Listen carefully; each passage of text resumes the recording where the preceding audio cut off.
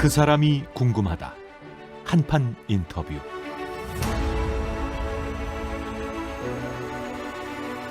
예, 오늘부터 민주당의 대선 후보 선출을 위한 경선 투표가 시작이 됐죠. 이번 주말 첫 순회 경선인 충청권 표심에 또 관심이 집중되는 가운데 민주당 소속 의원들 어느 쪽에 힘을 보탤지도 관심사입니다. 얼마 전 아직 특정 캠프에 속하지 않은 친문계 의원 20명이 정치개혁 그리고 기본소득에 대한 철저한 논쟁을 제안해 주목을 받았죠. 기본소득의 끝장 토론을 제안을 하면서 친문계 의원들이 반 이재명 연대에 나선 거 아니냐 뭐 이런 관측도 있었습니다.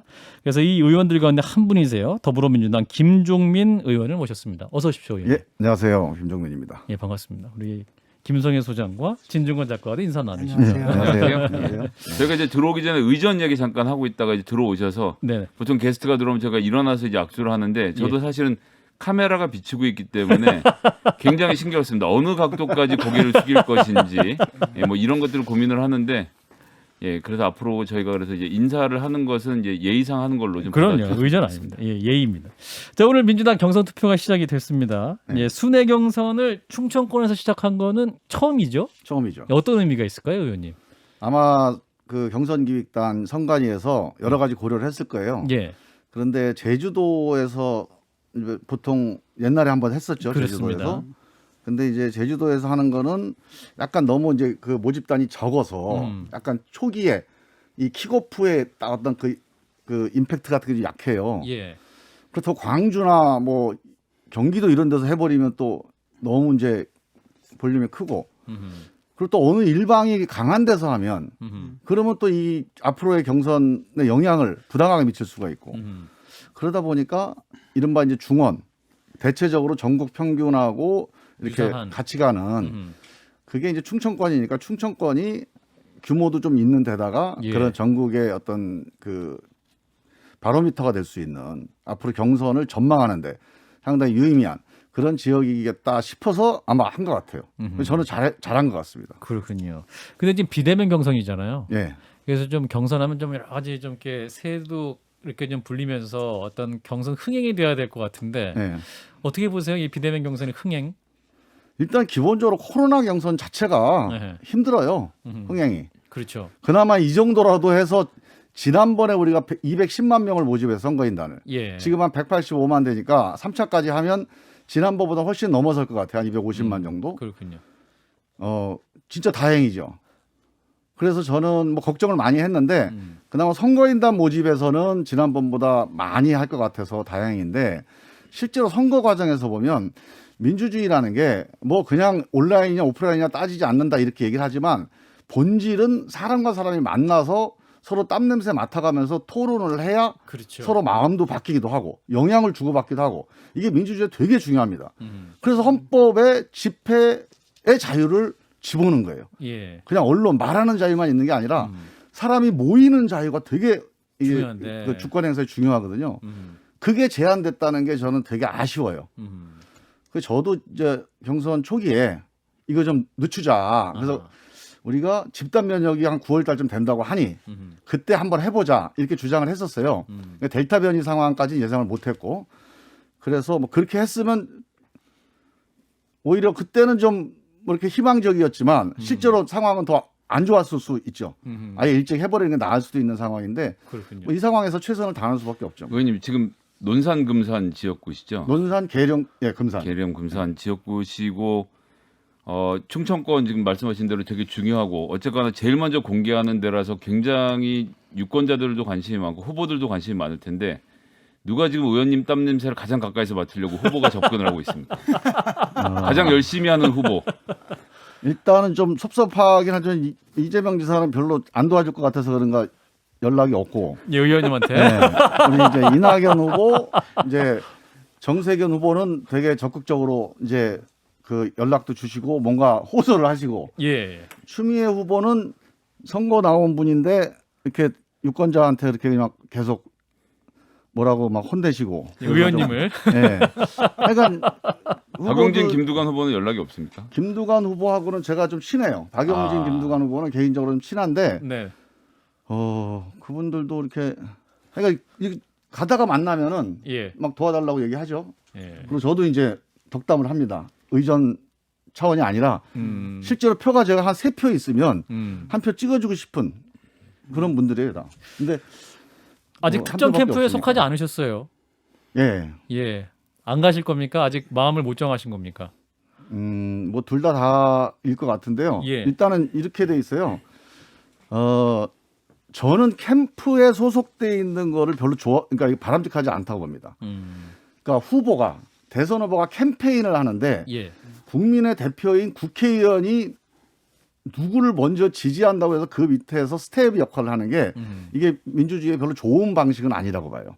그래서 저는 가능한 한 스텝이나 캠프는 의원이 아닌 그러니까 누구의 대표가 아닌 사람들로 구성을 해서 예. 자유롭게 또 전문적으로 캠페인을 진행을 하고 의원들은 계속 그 자기들을 대표하는 유권자들과 함께 호흡하면서 그 유권자들의 선택을 돕거나 아니면 그 선택을 뭐 대표하는 어떤 그 대표 활동이 있을 거라고 보는데 예. 특정 캠프에 가서 특히 무슨 비서실장, 수행실장을 의원들이 하는 거를 제가 양쪽 의원 후보들한테 다 얘기했어요. 다음 대선부터 이건 절대 하지 마라.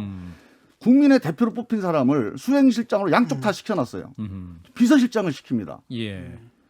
대통령 비서실장도 현직 의원이 안 하는 겁니다. 예. 그러면 좀 그 사람이 뭐 의원이 뭐 대단한 특권이 있어서가 아니고 예. 의원은 그 개인 자연인이 아니에요.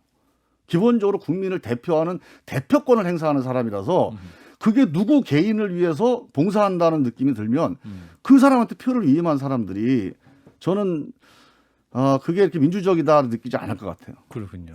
이제 들 말씀이 많이 있는 것 같아요. 그래서 지금 의원님께 연락 별로 안 하시는 분, 추미애 후보. 지금 연락 많이 하셨었는데 저. 예, 이제 생각지도 못한 진실 공방이 이어지고 있어요. 네. 처음 시작은 의원님으로부터 검사 인사청탁을 받았다고 주장한 부분인데 인사청탁 정말 없었습니까? 그건 뭐 사실이 전혀 아니고요. 통화는 있었죠.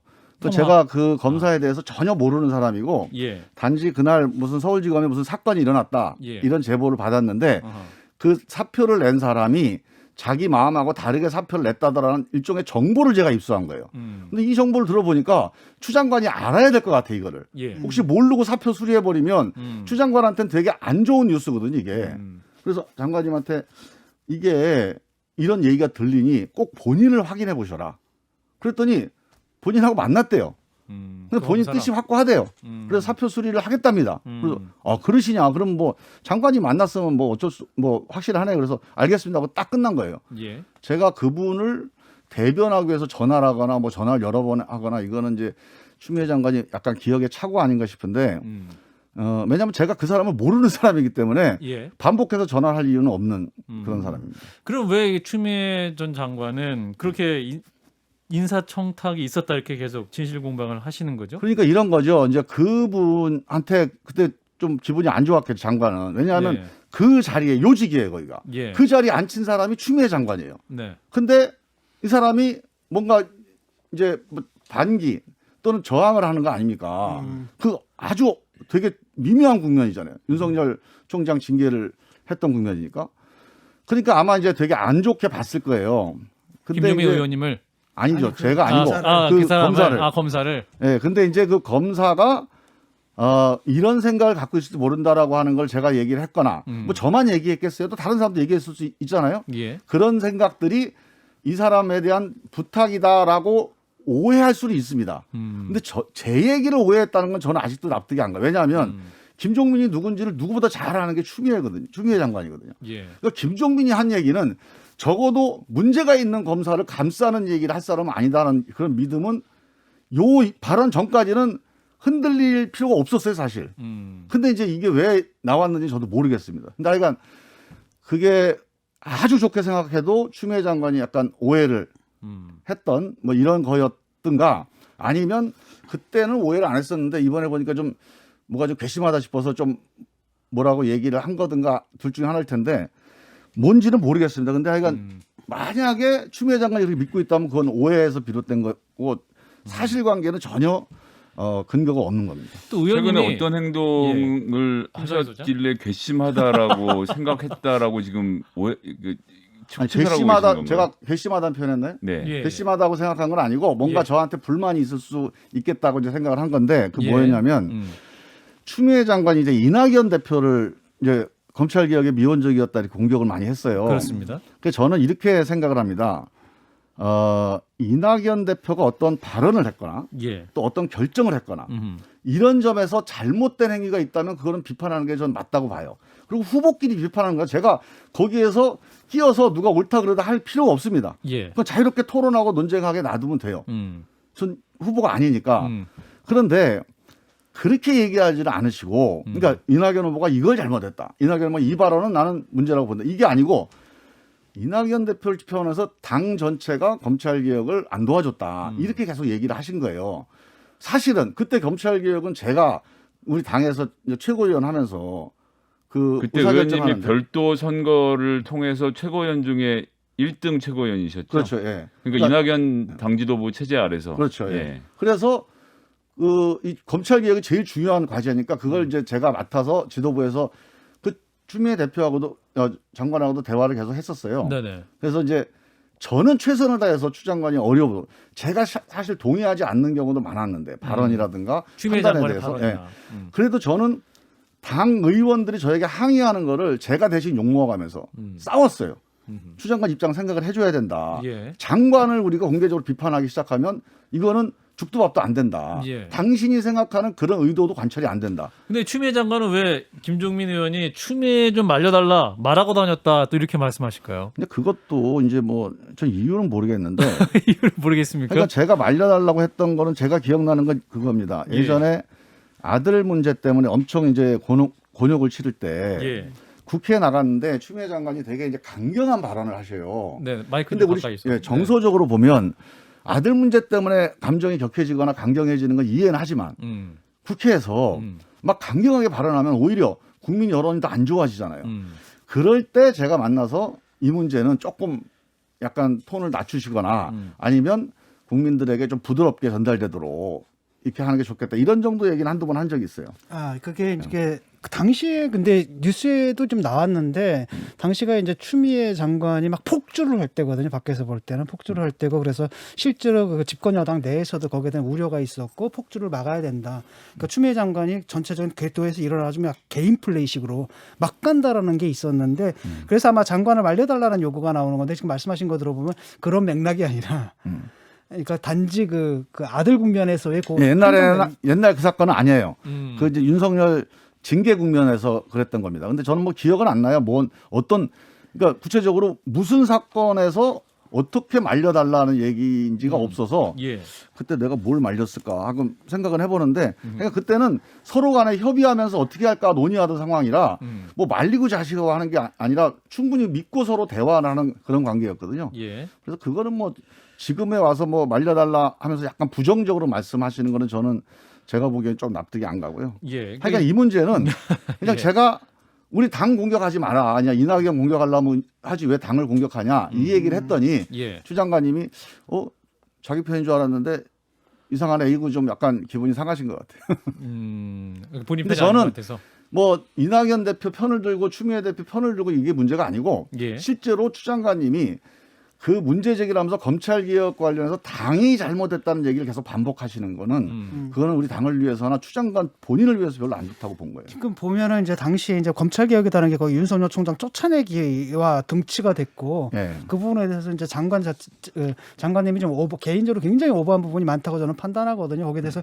당이 좀 우려를 한 거고, 근데 본인 입장에서는 이제 당이 날 안 도와줬다.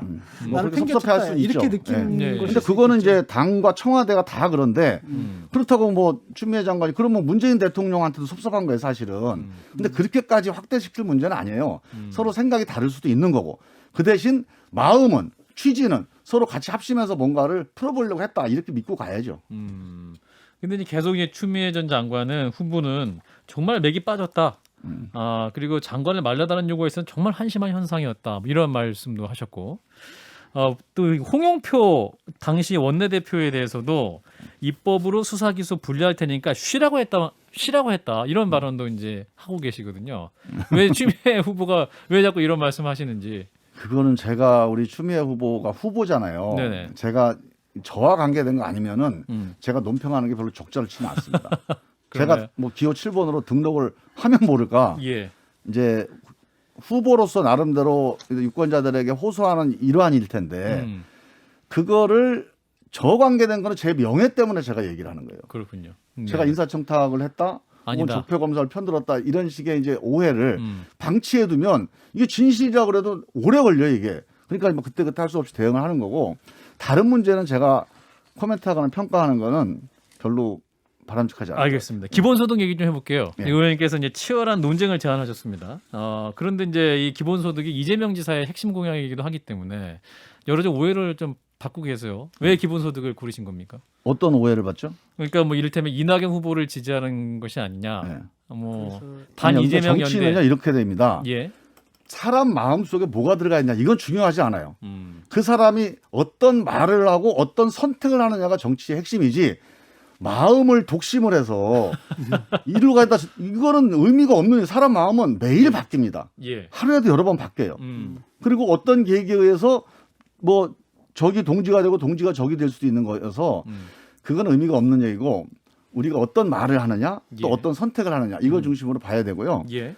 핵심은 이겁니다. 이제 그 이재명 지사에게 비판적인 의원들이 그 얘기를 했겠죠. 이재명 기본소득에 지사에게 우호적인 의원들이 기본소득을 비판을 안 합니다. 왜? 본인이 기본소득을 반대해도 이재명 후보가 지금 후보가 돼 있기 때문에 예. 후보로서의 선택받는데 지장을 주는 것이기 때문에 얘기를 할 수가 없어요. 기본소득을 비판한다는 것은 이재명 지사에게 비판적인 사람들입니다. 그거를 무슨 뭐 마음이 어디로 가 있다 이렇게 그건 오해가 아니에요. 그건 사실이에요. 그런데 문제는 정책을 비판하는 이유가 있는 겁니다. 만약에 비판의 강도가 아주 세거나 돌이킬 수 없을 정도 후보 자체를 낙선 운동을 하겠죠. 근데 그 정도까지 이르지 않았으나 이 정책을 중심으로 놓고 볼 때 비판적이다. 그럼 그 정책을 강하게 비판할 수가 있는 겁니다. 그리고 그건 아주 정상적인 거예요. 그 비판 내용을 보면 이제 1년에 60조가 들어가는 사업이다. 근데 그런데 이 정책은 이명박 정부의 4대강 사업 22조보다 3배 가량 더 많은 돈이 투입되는 건국 이래 최대 정책 사업이다. 이런 비교를 두고 이제 이 기본소득 어떻게 4대강 사업과 비교할 수 있냐? 올바른 비교가 아니다. 이 강력한 비판이 나오고 있습니다. 어떻게 그건 답하시죠? 비판 대상이 아니에요. 그러니까 이런 거죠. 사업의 내용이 다른 걸 누가 모릅니까? 예. 사업 내용은 다 달라요. 그리고 의도도 다르고 효과도 다릅니다. 제가 지금 기본소득에 대해서 비판하고 있는데 가장 중요한 특히 이제 그 예산 관련된 거는 이런 거예요. 4대강 사업을 했는데 제가 그때 충남 부지사를 하면서 얼마나 힘들었는지 모든 예산이 다 막힙니다.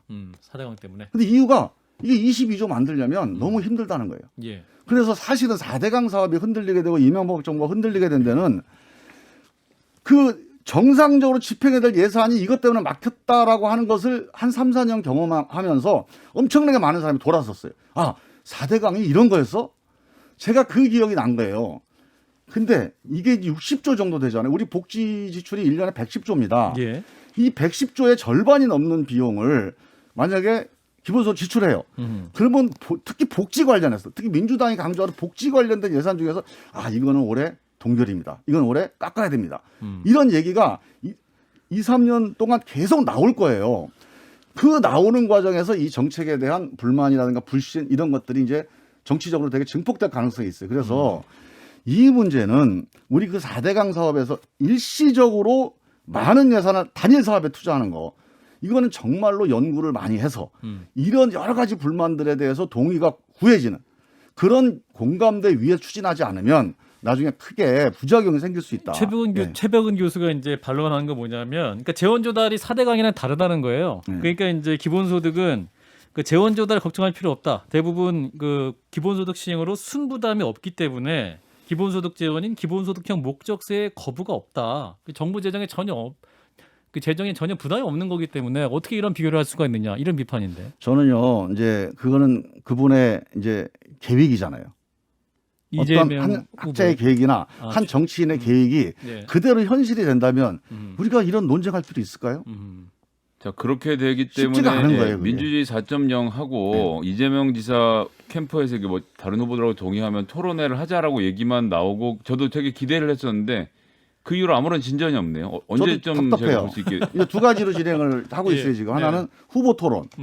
근데 이제 선관위 위원장이 처음에는 되게 환영을 했습니다. 그리고 다 후보들이 다 하겠다고 저는 야 이거 기본소득 논쟁 한번 제대로 해보겠구나. 예. 우리 이제 아카이브 만들 필요가 있어요. 이게 경선에 영향을 미치느냐 하는 건 중요한 게 아닙니다. 뭐 그 토론 하나 가지고 바뀌는 게 아니니까 근데 중요한 어떤 쟁점과 근거가 남겨지는 거니까. 근데 그 이후에 어떤 문제가 이제 쟁점이 됐냐면 선관위에서 각 캠프에 이제 대리인들이 모이잖아요. 예. 거기서 논쟁이 다 부정적인 거예요. 한 군데 정도만 적극적이고. 근데 이유가 뭐냐? 나중에 선관위원장한테 얘기를 들어보니까 후보끼리 토론하는 거는 좋은데 의원들이 후보를 향해서 토론하고 이렇게 하면은 누구 한 사람에게 집중적으로 갈 수가 있다. 좀 치우칠 수 있다. 예. 사실은 뭐 1위 후보니까 이재명 후보에 가도 상관없거든요. 또 기본소득이나 복지국가 이런 거는 뭐 이재명, 이낙연 두 사람만 집중해도 저는 의미가 있다고 보는데 이제 그러니까 선거관리위원회 입장에서 보면 이게 약간 이제 불공정해질 수 있다는 그런 고민을 하는 것 같아요 지금. 예. 그래서 후보끼리 토론하는 걸로 하자고 그러는데 그렇게 하면 저희가 제안한 취지하고 많이 다릅니다. 왜냐하면 우리 후보 토론을 계속 보고 있잖아요. 근데 그런 방식으로는 이 문제를 깊이 있게 논쟁하기가 어렵다고 본 거예요. 그래서 새로운 제안을 한 건데 계속 후보끼리 토론하는 걸로 이제 대체하겠다는 건데 그렇다면 굳이 토론의 마당을 따로 만들 필요가 없어지는 상황이 돼버린 거죠. 그래서 이거는 좀 쉽지 않은 상황이 돼버렸어요. 그 만약 이재명 지사가 최종 후보가 되면 네. 그 이후에도 기본소득 토론 추진하실 겁니까? 오히려 이제 기본소득 토론과 비판은 아니, 야당 당연히 후보가 추진을 해야 됩니다. 야당 후보도 비판을 할 텐데. 왜냐하면 이건 여당에서도. 이렇게 돼 있어요. 우리는 후보가 뽑히면 예. 후보의 공약이 그 당의 공약이 되잖아요. 음. 근데 이건 민주적이지 않아요. 아하. 후보는 사람을 뽑는 겁니다. 정당은 사람을 추천하는 일과 정책을 추천하는 일을 독자적으로 수행할 권한을 가지고 있어요. 의무가 있습니다. 근데 사람 추천하면서 1+1으로 정책까지 같이 간다. 이게 무슨 대형마트도 아니고 이렇게 하면 안 되는 거예요. 그래서 그분의 정책을 보고 후보를 선택하는 거 아닙니까? 아니죠. 후보를 선택하는 건 그 사람의 정치 전반에 대한 판단입니다. 그 정책이 요인이 될 수는 있지만 예. 그래서 적어도 크게 이견이 없는 정도면 후보를 존중해 주는 방식으로 가는 게 맞아요. 네. 그런데 적어도 이게 우리 당의 그 근본적인 정책의 쟁점, 특히 예산에 한 복지 예산의 절반 정도가 투입된 대형 국가 사업이잖아요. 이 점에 대해서는 당의 공감대를 충분히 갖고 당의 정책이 돼야 되니까 후보가 결정이 되더라도 저는 당의 정책 공약 프로세스가 있습니다. 거기서 충분히 토론을 하고 최대한 우려할 만한 사항들이 좀 보완되면서 좀 입안이 돼야 된다 이렇게 봅니다. 알겠습니다. 민주당 김종민 의원 만나고 있는데요. 진 작가님 추가 질문하실 거 있으시면. 예, 뭐 기본소득이라는 게 제가 볼 때는 가장 큰 문제가 이제 그 역진성의 문제. 예, 저도 그걸 제일 중요하다고 봐요. 예, 그래서 이게 사실 보편적 복지라는 철학에는 잘 공감하는데 보편적 복지가 적용될 부분들이 있는데 이제 조금 그 후보께서 그 부분 혼동하시는 게 아닌가. 이번에도 재난지원금 같은 경우 100% 하는데 12%더 주는 거 아닙니까? 근데 이번에 코로나 기간 동안에 그 상위 20% 소득이 늘었거든요. 예. 거기다 더 주게 되면 세금을 퍼서 그분들 더 잘 살게 하는데 이런 것들이 민주당이 표방해 왔던 기존의 가치하고 좀 충돌하는 게 아닌가라는 저는 그런 그 이제 질문 답변 듣고 마무리. 중요한 포인트예요, 그게. 우리가 이제 기본소득을 왜 문제라고 생각을 하냐면 네. 예산의 절반 가까이를 다 같이 나눠줘요. 원래 예산이 갖고 있던 역할은 시장은 소득을 이제 나눠주는 분배 역할을 하잖아요. 예. 여기는 2차 분배, 그 1차 분배고 2차 분배는 1차 분배의 불평등을 보정해 주기 위해서 하는 거지 그냥 똑같이 나눠줄 거면 그거 할 필요가 없어요. 그냥 시장에 맡겨두면 됩니다. 예. 그런데 우리는 시장에서 있는 돈을 모아다가 그 1차 분배의 부족한 면, 불평등한 면을 보완해 주는 게 정부의 역할이에요. 근데 우리가 복지국가라는 게 그래서 복지정책을 피는 거 아닙니까? 근데 60조가 되는 돈을 n분의 1을 동일 액수로 나눠준다는 거는 이거는 일단 납득이 안 가요. 근데 이걸 왜 이렇게 하시느냐. 제가 이재명 후보의 여러 가지 주장을 보면 예. 경제정책적 효과가 되게 크다는 거예요.